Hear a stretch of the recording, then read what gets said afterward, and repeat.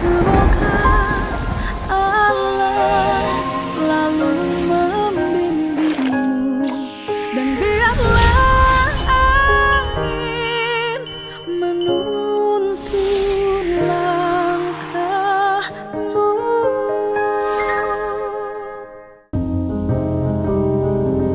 Terima kasih Pak Kapolda, Bu Menteri, Ketua LPSK, Ketua Komisi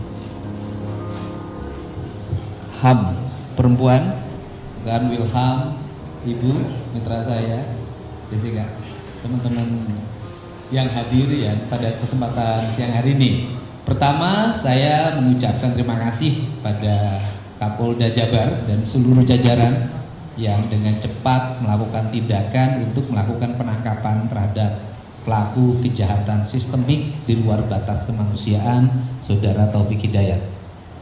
Yang kedua, bahwa secara psikologi dan sosiologi, setiap orang yang mengalami masalah gangguan kesehatan yang disebabkan gangguan kesehatan alamiah maupun gangguan kesehatan karena kesengajaan dan tindak pidana, itu seringkali menimbulkan dua hal. Yang pertama adalah BPJS tidak menjamin klaim terhadap peristiwa yang terjadi, dan saya sudah numpuk ratusan yang saya tangani. Yang kedua adalah pihak keluarga juga akan berhenti bekerja karena harus fokus mengurus korban. Terhadap kedua hal itu, setelah saya datang ke sana dan saya tidak sanggup untuk bertemu.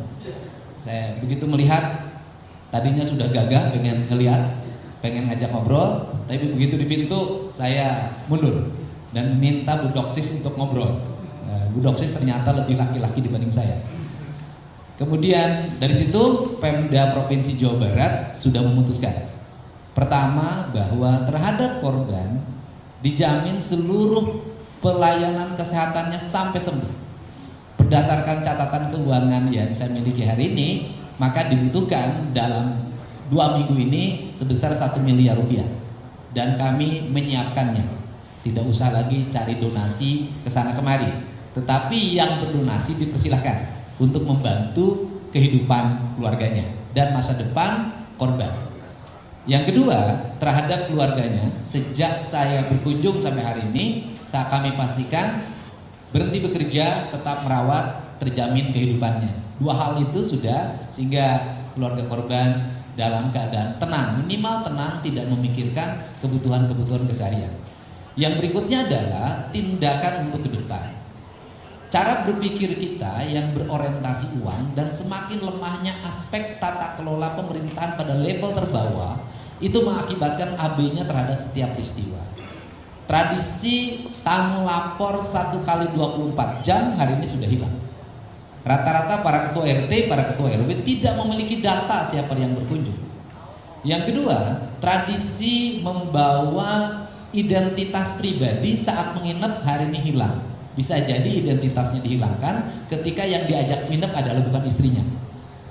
Nah, ini yang harus menjadi kebijakan sistemik agar tidak menjadi proses masa depan.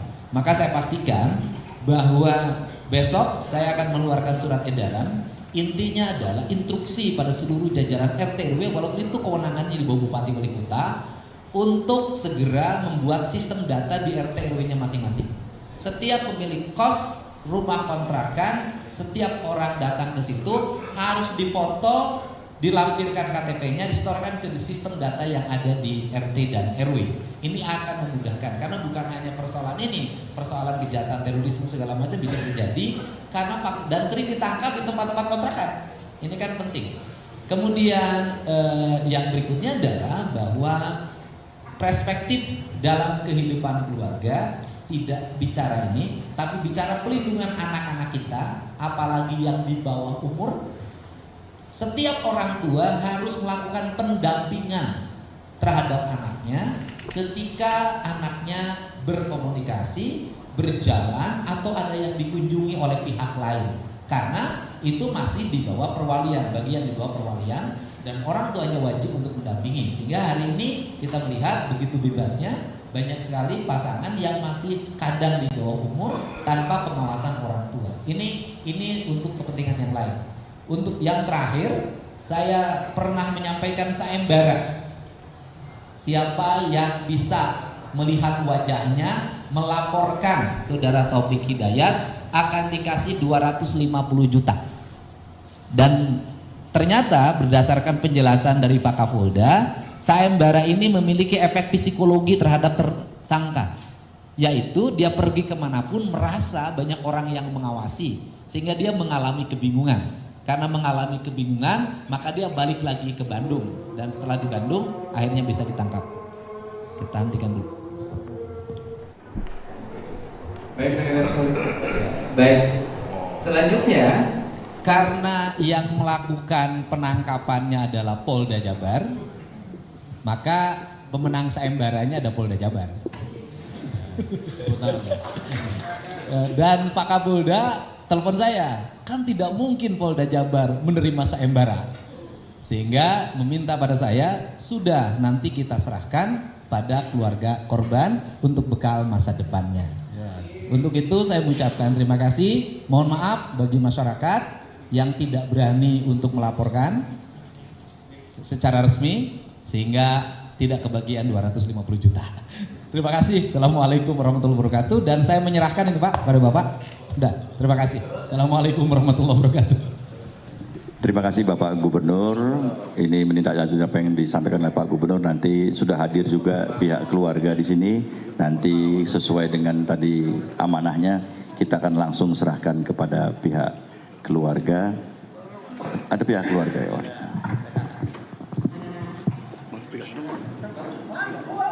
Tahan dulu Pak, tahan. Tepuk tangan.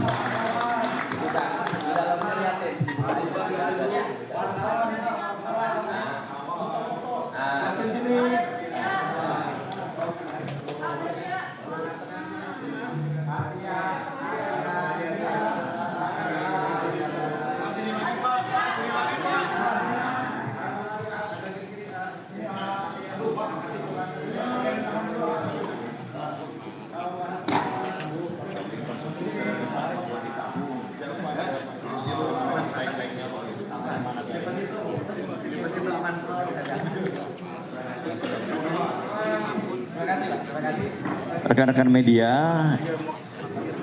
telah kita ikuti bersama penyampaian dari berbagai pihak, dari kami pihak penyidik yang menangani masalah penegakan hukumnya, dari kementerian, dari Komnas HAM, Komnas Perempuan, mohon maaf, LPSK dan semuanya, terakhir tadi Pak Gubernur. Saya rasa cukup dari kami dan silahkan untuk mengajukan beberapa pertanyaan dipimpin oleh Bapak Kabid Humas, silakan. Terima kasih atas pertanyaan semua sudah diajukan oleh rekan sekalian. Kita ke Mbak Ninda dahulu dari TV One. Penyidik kepolisian Polda Jabar itu melakukan olah TKP. Semua benda-benda yang ada di TKP, di 4 TKP tersebut kita analisa. Betul ada infus di sana dan kita sudah dalami. Pernah ada upaya untuk menyembuhkan atau mengobati korban, itu dilakukan oleh tersangka.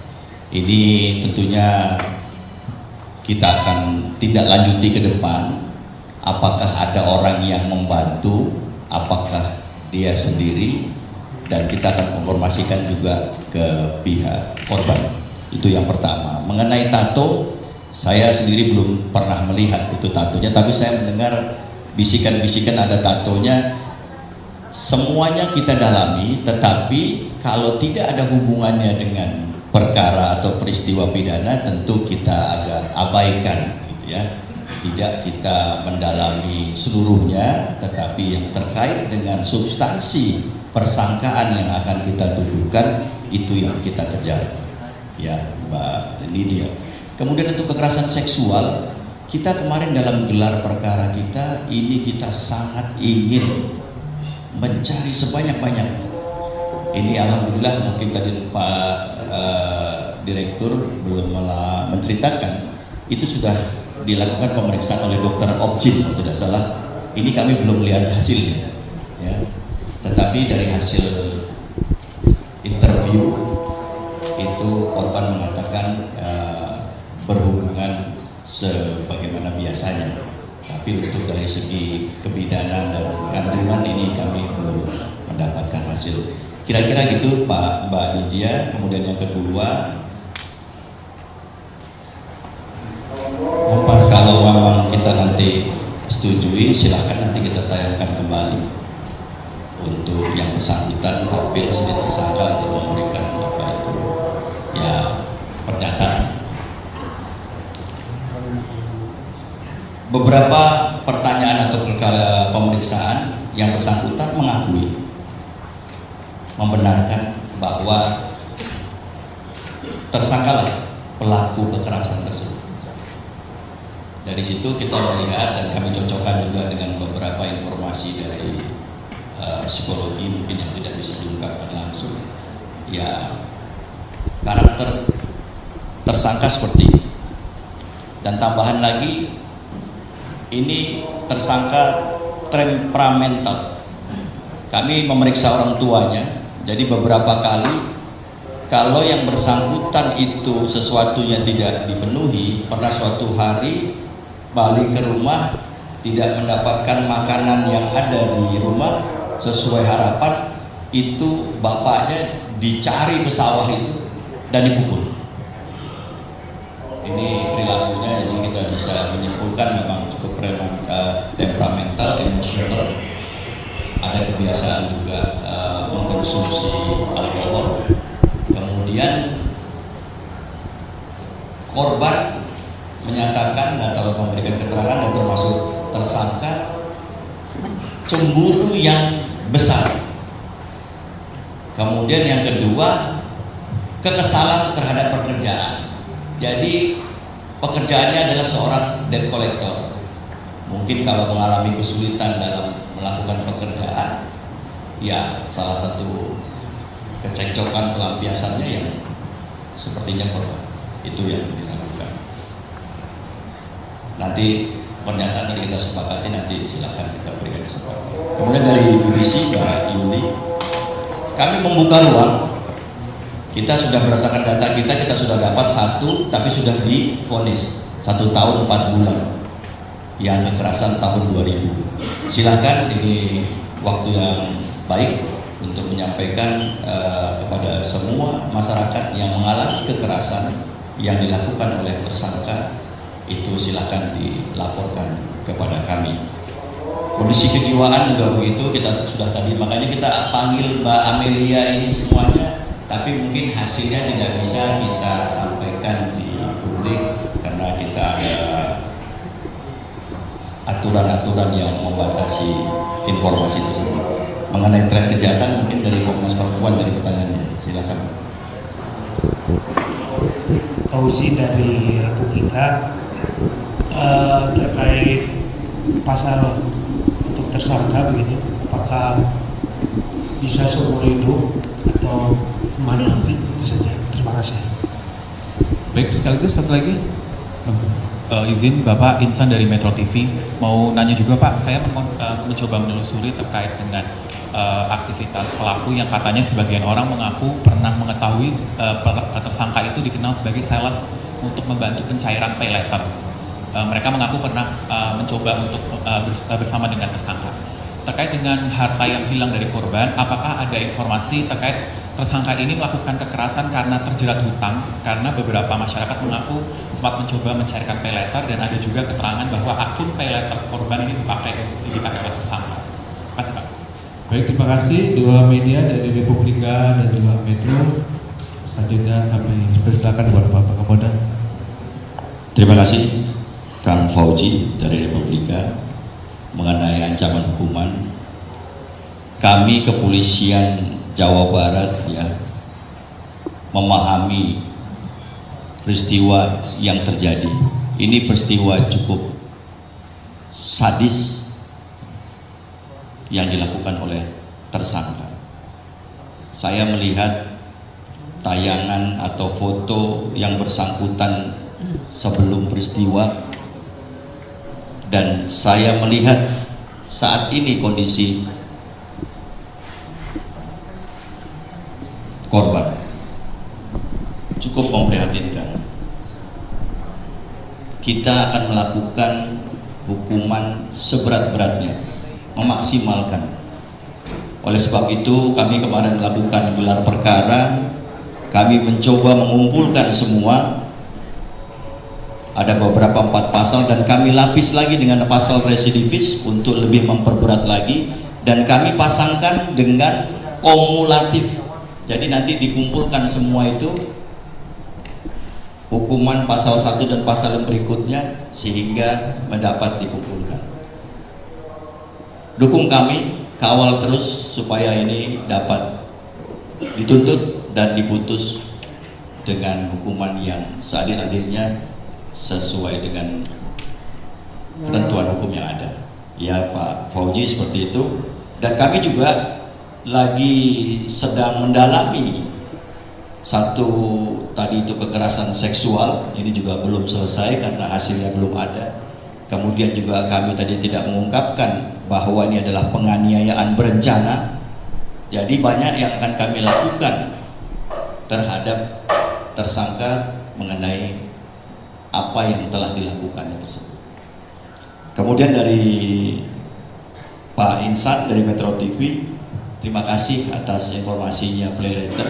Ini juga peristiwa ini baru beberapa hari yang lalu kita amankan pelaku. Kita terus selalu mengelola, melihat semuanya yang ada, nanti kita kembangkan termasuk informasi yang Pak Insan berikan. Ya, kita sangat membuka informasi-informasi bagi teman-teman semua yang akan diberikan kepada penyidik untuk lebih berat lagi menghukum yang bersangkutan. Itu, terima kasih.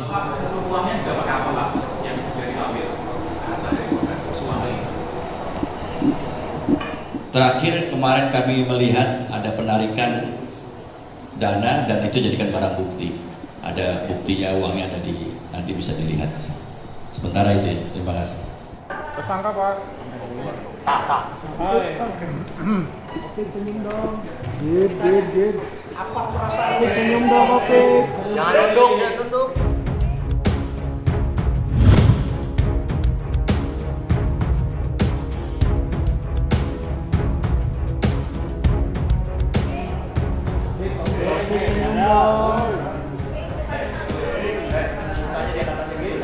Batasin.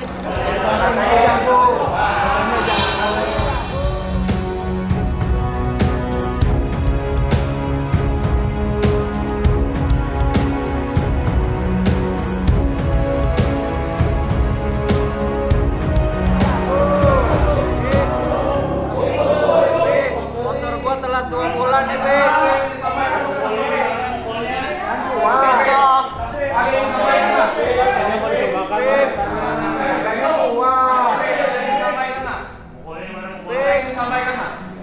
Mania dong aku. Pakai mic, Pak. Ngomong.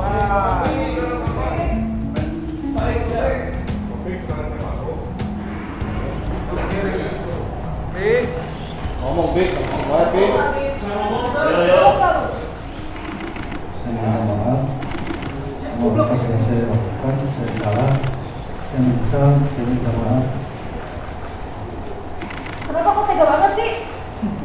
Gimana pikirannya? Coba dijelasin sekarang. Coba jelasin, ngomong sekarang. Kenapa diem aja? Kok minta maaf sih? Kan korbannya udah cacat sih. Sudah berapa orang yang Mas Taufik lukai, Mas? Sudah berapa orang? 2 atau lebih mungkin?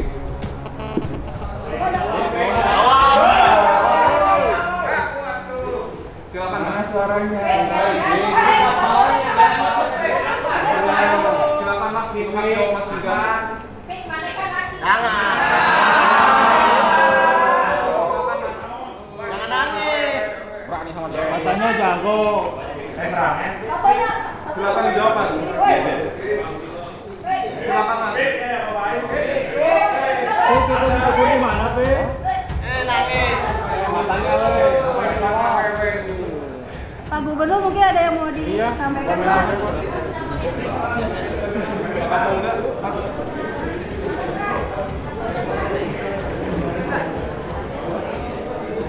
Terima kasih media atas semangatnya dan gregetnya.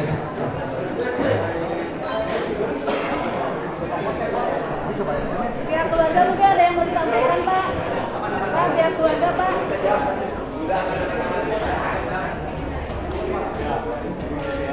Pihak keluarga, Pak. Ya keluarga Pak. Keluarga ya. Kang Afif gimana, Kang? Ya. Assalamualaikum warahmatullahi wabarakatuh. Saya selaku kakak dari adik saya dianiaya. Saya mengucapkan terima kasih kepada pihak Polda yang telah menangkap pelaku dan terima kasih kepada Pak KDM dan Pemprov Jabar yang telah membiayai semua sampai proses selesai. Dan Harapannya, Kang, terhadap pelaku seperti apa? harapannya kalau saya dari saya pribadi untuk pelaku, saya nggak mau pelaku dihukum mati. Saya pengen dia diserahkan kepada keluarga biar saya menghakimi dia yang dia perbuat pada saya. Adik yang saya bangga-banggakan dihancurkan sama dia. Saya nggak masalah dari pihak Polda menghukum 1-2 tahun. Yang penting bisa diserahkan pada keluarga 1 atau 2 tahun juga. Selama adik saya disekap sama dia. Tadi ada permintaan maaf yang disampaikan oleh Taufik Hidayat. Kalau saya dari pihak keluarga, nggak ada kata maaf. Dia enteng ngomong kata maaf. Sedangkan adik saya udah hancur kayak gini, dia bilang minta maaf. Nggak ada kata maaf.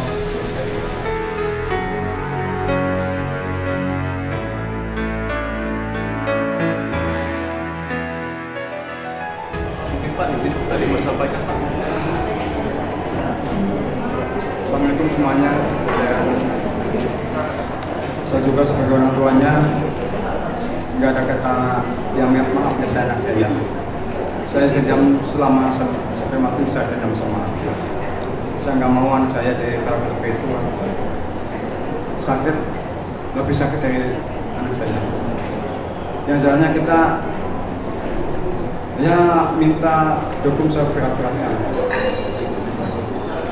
Terima kasih, mungkin saya bisa menunjukkan. Kalau kondisi anak saya alhamdulillah sekarang ini membaik alhamdulillah bahwa semua pihak membaik sekali. Kalau matanya kita nggak ada. Kalau yang satu itu udah infeksi katanya udah diambil sama dokter, udah diangkat. Mudah-mudahan biar dokter bisa memulihkan mata anak saya seperti sejak awal dan biasa.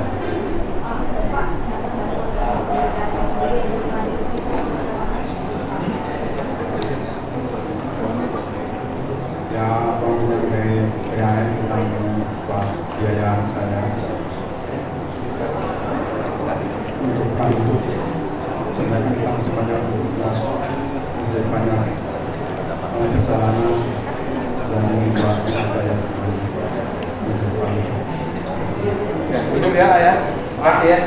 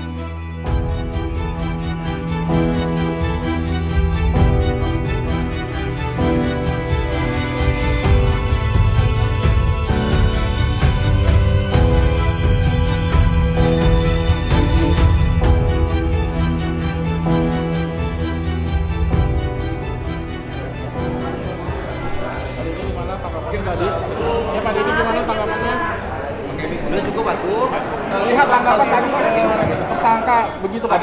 Tadi ada anu yang kelihatan oleh Kang Deddy, jadi sudah mendengar permintaan maaf dari tersangka. Iya.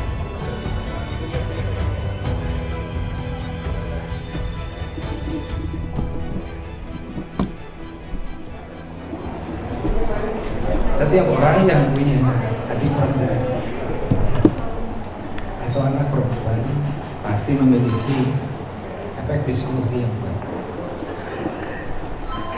Peristiwa yang sangat kejam ini ada peristiwa yang melukai kemanusiaan, melukai hati siapapun yang menjadi ayah atau menjadi kakak, sehingga tidak ada toleransi bagi pelaku. Itu yang pertama. Yang kedua, bagi saya permintaan maaf itu bukan hal yang bermanfaat saat ini, karena permintaan maaf itu dilakukan setelah ditangkap dan tidak ada upaya sedikit pun bagi pelaku untuk bersikap sebagai manusia. Begitu, semoga dengan jalinan kerjasama dan perasaan yang sama antara penyidik, nanti jaksa penuntut umum dan hakim akan melahirkan putusan yang berat yang melambangkan putusan yang berkemanusiaan. Artinya perbuatan melanggar kemanusiaan harus dihukum juga dengan perbuatan yang memanusiakan yang bukan manusia. Penjaga kos mengatakan bahwa ada dugaan keterlibatan pihak lain dalam proses pengancaman. Siapapun yang terlibat, kelompok manapun, geng manapun harus diusut dan ditindak sesuai dengan ketentuan yang berlaku, karena tidak mungkin juga dalam pandangan saya hanya tunggal. Pasti dia pernah ngomong pada siapapun atau ada mengetahui di sekitarnya, dan ini perlu karena nanti pembelajaran ke depan bahwa orang yang takut membiarkan tindakan-tindakan kejahatan, dia akan dipidana karena rasa takut. Terima kasih. Kasih jalan.